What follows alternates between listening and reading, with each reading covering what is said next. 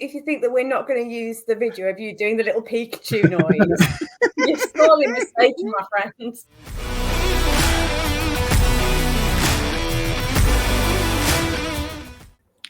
Hello and welcome to Spotlight Indie. I'm Frasier Armitage, part-time robot, full-time nerd, and joining me is my co-host HL Tinsley. Holly, how you doing? I am doing exceptionally well, although I am slightly disappointed in myself because I don't have a cool name tag underneath my name.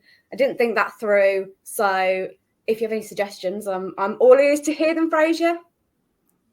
I am, you're all ears and I'm all mouth, but that's not really, that came out wrong. Already we have bloopers.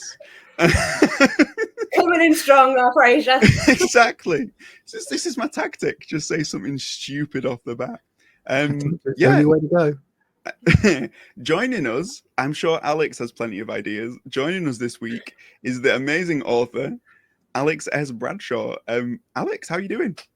I'm doing very well, thank you. I'm very excited to be here with the Spotlight Indie and you guys with Part-Time Robot, Full-Time Nerd, and just Holly. That's, I feel like it's just kind of channeling the super intelligent, AI computer from Red Dwarf. Yeah, we could go with that. Yeah.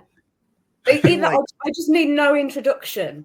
Exactly. It's like everyone just knows. Holly without caveats. And I think that should be what you put in your little thing underneath. You should put without caveats or without a footnote. Without caveats in a caveat. Yes. Yeah. Yeah. Or you could just put like awesome human being, I mean, I don't want to lie.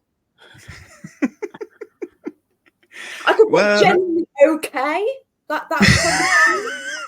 Can you imagine? People would be like, Holly, are you all right? It's like, Holly, generally okay. Like... okay for now. Yeah. We'll see how it goes. That might mean, people start like when they're going through the interviews, they're just watching your caption to see how much you're degrading or like improving. Just at one point, it starts off with generally okay, and then you're kind of like, had a bit of a shit day today. Yeah, it's like my version of the Facebook moods where you can change your mood on Facebook.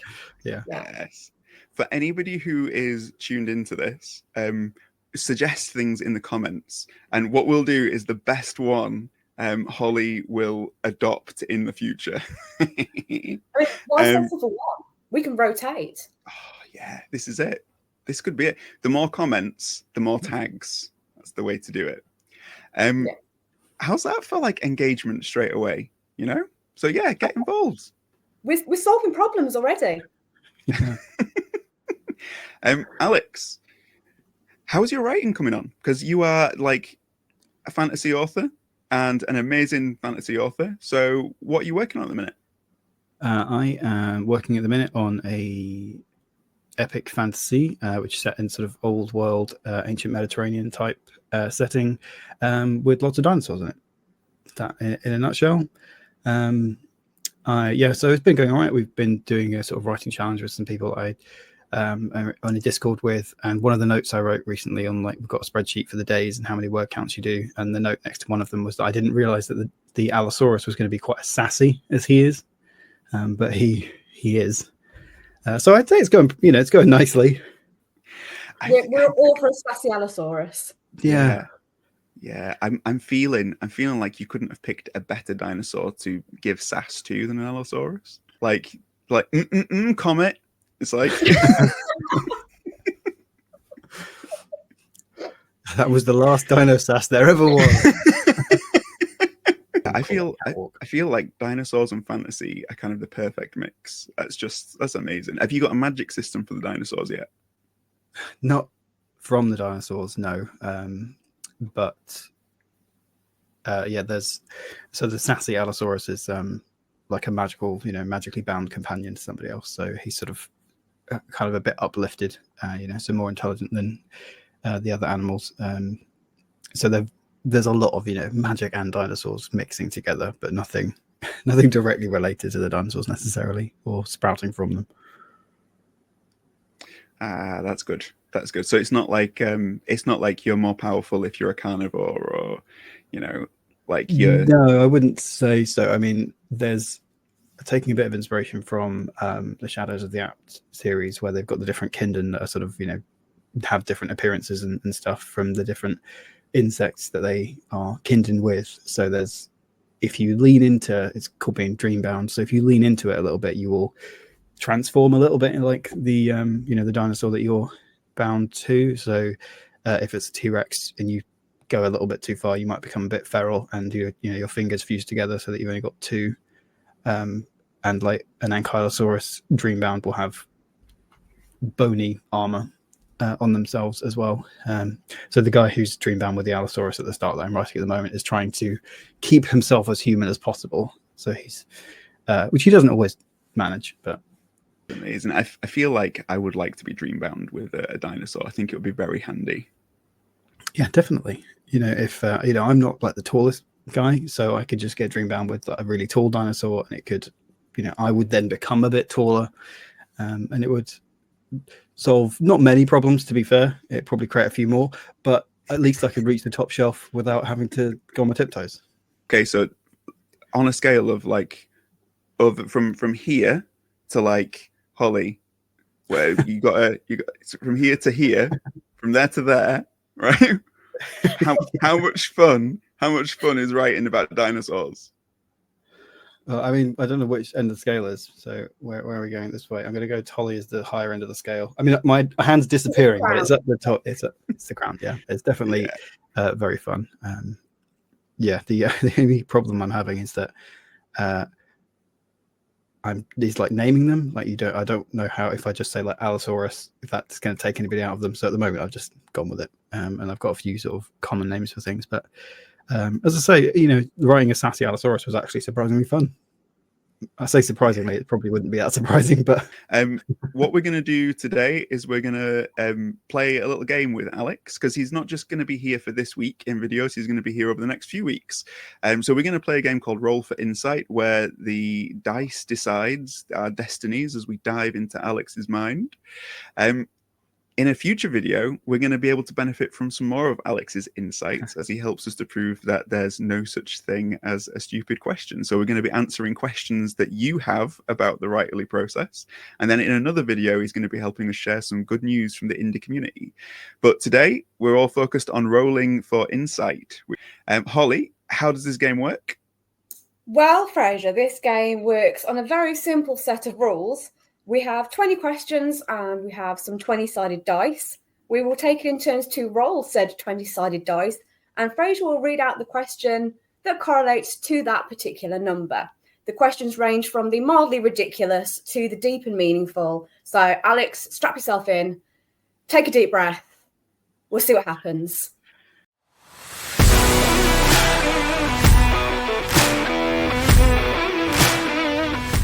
Don't just pull out a chest and think we're not going to ask about your treasure chest. Come on, that was amazing.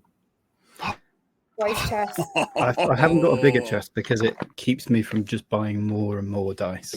Also at Worldcon, somebody had bought one, and it was there was little spatters of blood on it, not like real blood, but like decoration.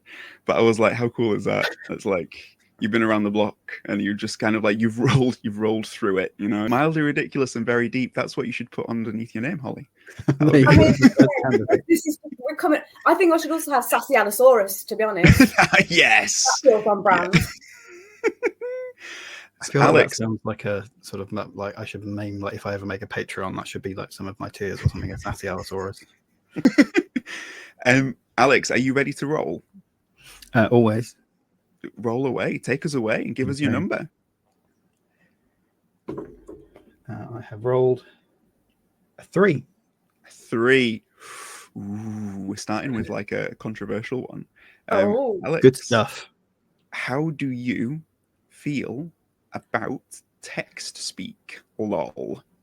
It's an interesting question that I immediately start turning to thinking about the history of text speak. Because I guess like maybe not as many people now know why like text speak used to be used. I remember because we used to have a character limit on a text message that you would send as a SMS text message, and you would have, I don't know how many characters it was per thing, but it also used to cost you money to send each one. Like I think it was 10 pence. So yeah, you would use the letter U instead of spelling it out because you would want to save yourself money and time. So I think it's interesting. I don't mind it. I can obviously decipher it if I need to. I don't feel the need to use it and in my daily life anymore with WhatsApp. To be perfectly honest, I kind of don't like typing on my phone as it is with the keyboard. I tend to sort of use a like a web browser on a laptop instead. So I guess I would say ambivalent to nostalgic is how I feel about text speak. That's amazing. Did you can you remember the times when you would just get text messages that were just gobbledygook to anybody who didn't know how to speak text? It was the best, right? Yeah. And do you remember the sound that used to come through the speakers if you were like playing a CD just before the text would come through, the little beeps that will come through? Exactly. I think it's interesting because I don't see it as much anymore because even with like Twitter or the social medias where you only have a character limit, I don't think you see it as much anymore because it doesn't cost you 10p per tweet, although I'm sure that's coming. We'll bring it back. See, I remember, I don't know if you ever used these. I definitely didn't, Mom, if you're watching. You used to get those websites where you could spend like £4 to download like 10 seconds of a song to have as your ringtone. And you'd have like, Justin Timberlake or something like that. And then like a week later, you get bored and you change it again. And it would cost another £4. I never did that. That's a waste of money. And if my phone goes off and it's ringing, I'll have some sort of panic attack because I'm like, no, none of this. No, absolutely not. It's on silent the whole time. I'm old enough to have the horror that was Crazy Frogs into my psyche as one of the. I will not be singing that for you, and I will not be blamed nor liable for anybody who wants to look it up. It's your own fault. Holly, what's your role going to be? Okay, let's find out. That was a great first question, LOL. LMAO. Controversially, I have rolled a 4. Ooh. What is the sneakiest Easter egg in your work or in your books? Ooh, that is a good one, actually. That's a good one. I think I'm going to be very disappointing amounts. I don't think I have a huge amount of Easter, have a lot, to be honest. If I have, or if they're sneaky, I've probably forgotten about them. So they are. If I have any Easter eggs that really slip under the radar and people notice them, please tell me because I have forgotten. But the one that just when you said Easter egg, the one that sticks out is not super sneaky, but there's a dog at the end of Windborne who's called Rollo, and I named him after my parents' dog who passed away not too long before that was published. So that's the main Easter egg I can think of, which is not super sneaky. I just gave him an extra L because he was called Rollo. I felt like Rollo wasn't super in keeping with a Norse-inspired, fairly gritty, setting, but yeah, I'm afraid that's maybe not too many. I love that it shows the purity of heart that you have, Alex. The fact that your sneakiest Easter egg is probably the most heartwarming thing you could have mentioned. Like you honored your family dog. Sorry. It's like if that's sneaky, I want to see you being good. Maybe I just have twisted an inverted moral compass. So if I try and be good, it's going to be really bad. I don't know. Are you a fan of Easter eggs, Holly? Are we talking the book kind or the chocolate kind? Because the answer is yes, I am. Yeah, I love them. I like to use them. I like to see them. There is a very special feeling when you notice an Easter egg in a book, especially if it's something that, means something to you, or it's kind of a niche little in-joke. I know that that's one of the great joys of the indie writing world is that you can put, little in-jokes and signatures and things like that into your works. So I've done it a few times. There's nods to video games, there's nods to films, there's nods to some of my favorite artists in the Vanguard books. They're very subtly done, so no one will notice them except for me, unless I tell them about it, which I do frequently, so that they do notice it. But no, there's something really fun about it, I think. Yeah, that's really cool. Oh, I feel like you've got a so my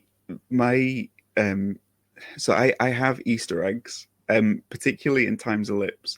I honored a writer friend of mine by wanting to be the first writer who threw an Easter egg to their fictional book, and what they'd written. So I have some Easter eggs in Time's Ellipse that are only there because I thought it was really cool to sort of give that gift to them and to say sort of like, you know, how cool is this? See if you can spot them, kind of thing. So I have a couple of Easter eggs in there because of that, and those are ones that I'm particularly proud of. And if you read the book and if you guess the Easter egg, you can see if you can guess the author. That would be really, really cool. That would be a challenge. If you do. I will. It might be a Hot Wheels speedboat, but it will be a speedboat, and I will ship it to you. Fraser's going to be very poor by the end of this. Yeah. Bulk buying Hot Wheels speedboats. Yeah. My roll is a 10. I heard that. I heard that metal dice hit the table. Yeah. A 10 is what has been your most memorable writer-reader interaction? Oh, that's a good one. God, if I had any readers. No. All the negatives now, you know. Kidding. There's no negatives. Yeah, I pulled one from fairly recently because I think my most memorable ones are there's the author J.E. Hannaford. She beta reads for me, and she's just very generous in her praise of books. So I went to BristolCon recently and saw she was on a panel. I didn't realize actually it was a panel. I thought it was going to be like a meet and greet with some authors. So I went in to sort of make sure that I said hello. It's the first thing I did. I didn't realize she was on the panel, like behind a microphone, and then immediately like pointed me out and said, "Oh, his books are great. You should read them." It's like, cool. I'm just going to hide in this chair. She's like a really sweet person and just very generous with her praise. And I'm forever grateful for that, because the writing process, as I'm sure you're both aware, can be horrifically lonely, and just you're staring at the words being like, these are all terrible. Like, I've even put them in an order that are terrible. Like individually, they're awful words that I've chosen, and then as a sentence, they just get worse. So it's nice to have that cheerleading. That's really nice. That's really cool. I feel like when you've got those kinds of writer-reader interactions that sort of before the book comes out, it helps so much, doesn't it? You know, to give you the confidence to know that after the book comes out, it's not all terrible.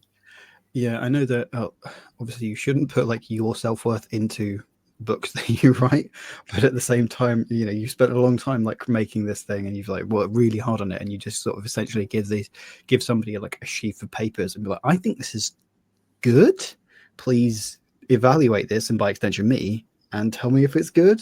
And you shouldn't say have your self-worth tied into it, but it's very difficult not to do, and it's just you're putting yourself out there. So I think as you say, it's really helpful to have a friendly face community like team to help you with that, which is why I like the indie community, especially because everyone's really nice and you get to connect with them, and it's just a lovely place to be, and we all just are fans of the same thing. Yeah, that's awesome. Are you ready for a speed round, Alex? As ready as I'll ever be, Frasier. Okay, roll. All right, I'll roll 2 at a time. Oh, it's going crazy now. The first dice I ever bought as well. Not that one didn't roll me a 1, but I did get a 1. 1? Between you and your protagonist, who would win in a fight, and how would they win? They would definitely win because their Allosaurus would eat me. What if they didn't have the dinosaur? What if the dinosaur was somewhere else doing something dinosaur-y? On the catwalk. I think he would still win because he is an ex-mercenary with,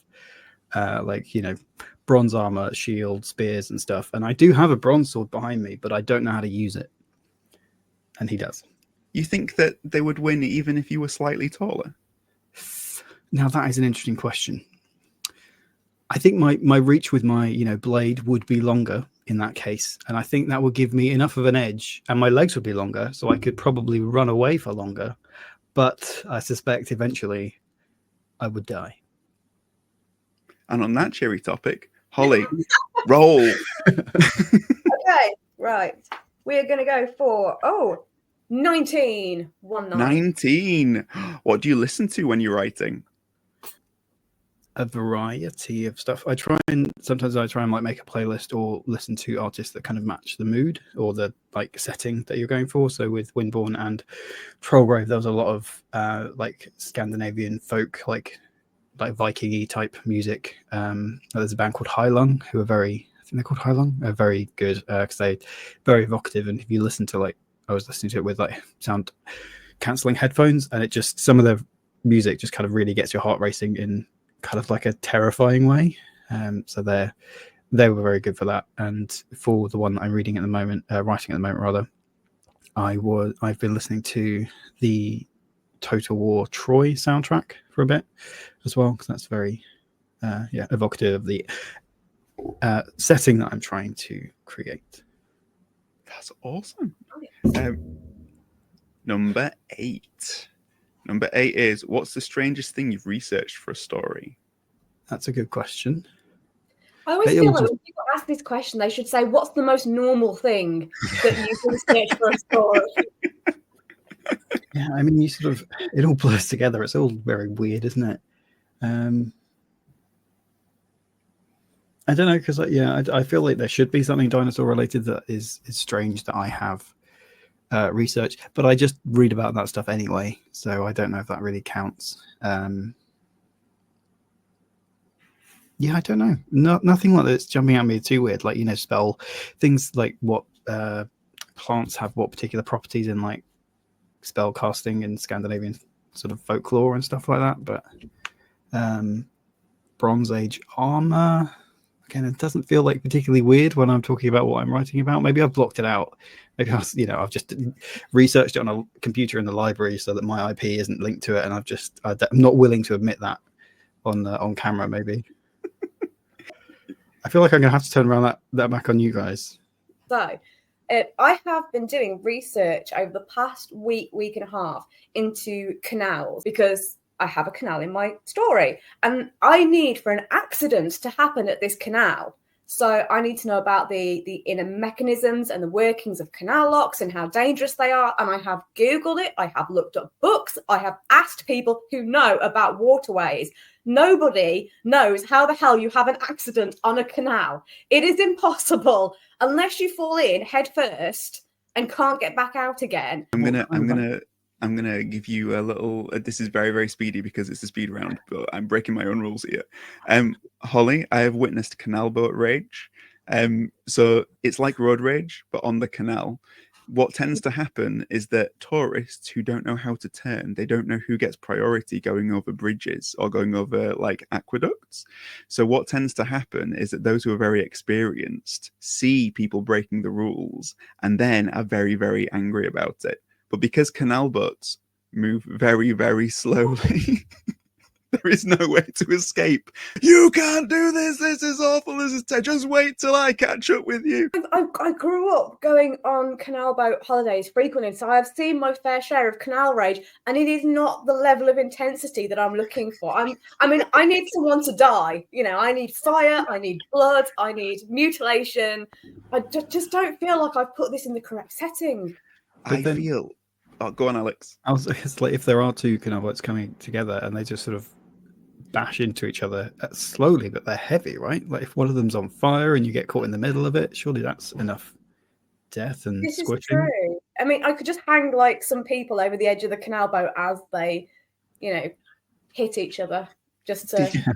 Did you know that the Pontcysyllte Aqueduct, which is very close to Shropshire, it's just over the border in Wales, is held together by caramel? I did not know that, but I immediately want to lick it, which is working. Are you sure that's true? And Frasier's not just going to like follow you out to the aqueduct? I don't know. It could be true, but I feel like my next tag has to be canal liquor. We're going to all roll together, and for the final round, Alex gets the pleasure of picking the number. So we'll all roll, we'll all declare our numbers, and then Alex, you get to be the one that chooses. 12. Okay, 7. And I got a 6. Let's go with 12. Let's hit another, 12. double-digit number. Okay, this is all on you, Alex. This is all your fault. Ready? Pitch a recent book you've loved.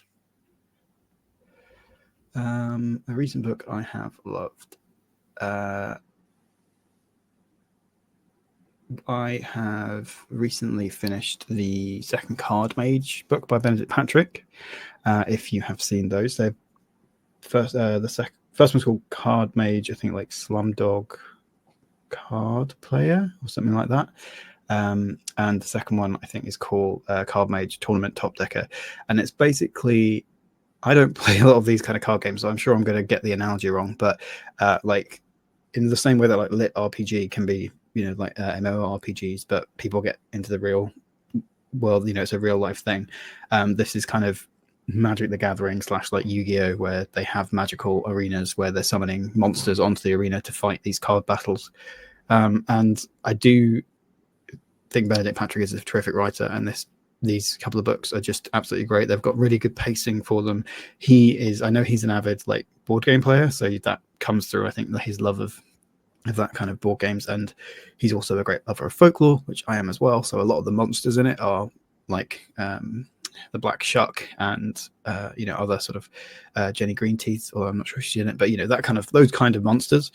So that's a really great series. And the main character in that sort of is able to use some magic outside of the arena, which not anybody else can do. And it's sort of religious dictatorship kind of thing in this city. And it's a really sort of interesting story, and it's really well paced and quick. And I think a lot of people like those kind of games, and I think they really love that. Even if you don't, it's a great story. He's a great writer. So amazing. Thank you for playing, Alex, and for joining us on Roll for Insight. It's been great to get to know you a little bit better. Well, thank you for having me. Next time I will bring my weighted dice and we'll get to a 20 and see what question was right there at the top. Remind people where they can find you and what your books that are currently available are. You can find me as Alex S. Bradshaw on various social medias, on the Twitters and the Blue Skies and the Facebooks and the Instagrams, say at Alex S. Bradshaw. My currently available books are a couple of standalone Norse fantasies. You've got Windborn and Trollgrave. So you take a look at either of them and pick whichever's your favorite, and then go and get the other one.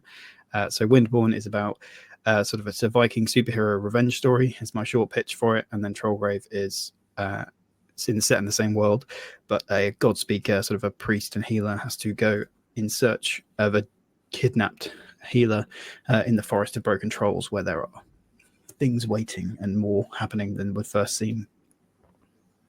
Awesome. Yeah, I love it.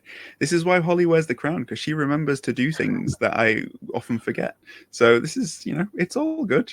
Alex, thank you for being amazing and for being so candid and for being awesome. And you are very welcome.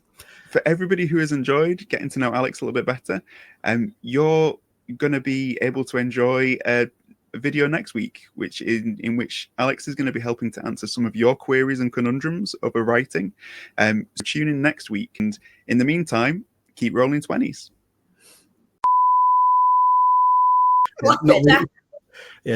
Cemented my authority with my headgear.